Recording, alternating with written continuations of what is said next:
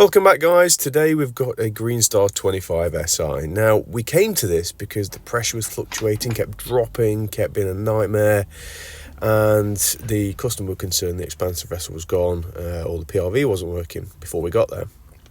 Attended the site and found that this lead here, the silver braided hose going to the expansion vessel after removal, was clogged with dirt, thick, completely blocked. Managed to get a screwdriver down there, blow it out, clean it out thoroughly, wash it out, all that, and it's all good to go. The expansion vessel hadn't failed. However, we put a new one anyway, just to be sure. As you can see, look, it's all cleaned out.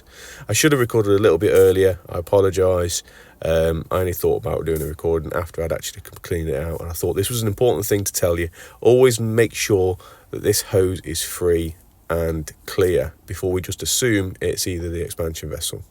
So again, this was just a quick video just to be more aware of what you're looking at. I mean, I initially went in and thought it was the expansion vessel and PRV, like most people would. After checking the expansion vessel that was in place, it was okay, but because there was debris in the line, I didn't want to risk it. We bought one, the customer was aware, and she just said put one on anyway for me, so we did.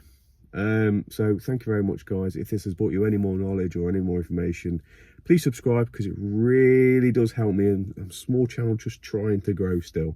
So subscribe and give me a thumbs up, and I'll see you on the next video.